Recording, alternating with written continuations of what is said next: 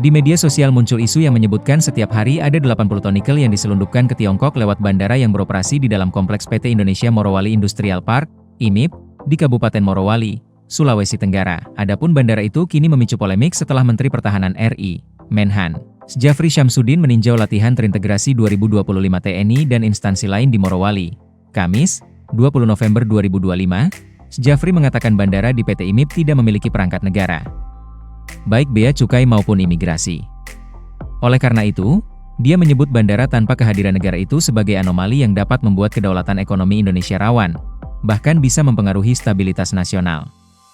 Pengamat penerbangan Alvin Lai membantah isu penyelundupan puluhan ton nikel itu.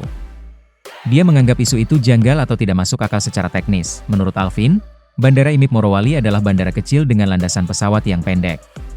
Bandara itu juga tidak bisa digunakan untuk mendarat pesawat Boeing 737 karena landasannya kurang panjang.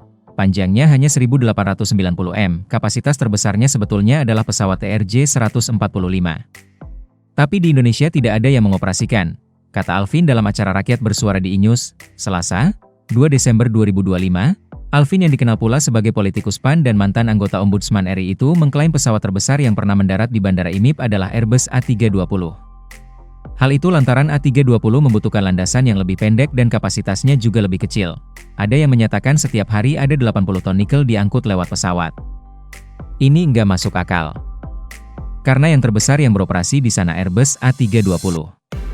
Itu maksimum take-off weight, termasuk bobot pesawatnya, hanya 79 ton, dan itu sudah termasuk semuanya. Pilot, termasuk penumpang dan kargonya, itu hanya 20 ton maksimumnya, kata dia. Menurut Alvin, seandainya pesawat itu digunakan secara maksimum, landasan Bandara IMIP yang hanya 1.890 meter itu pun tidak akan mencukupi. Jadi, Airbus A320 yang beroperasi di sana ini juga dengan kapasitas yang tidak penuh, ucap dia. Alvin Lai tidak sepakat apabila bandara di PT IMIP disebut sebagai bandara hantu karena bandara itu dikontrol oleh Airnav. Kata bandara hantu itu, saya nggak tahu keluarnya kata hantu. Itu dari mana?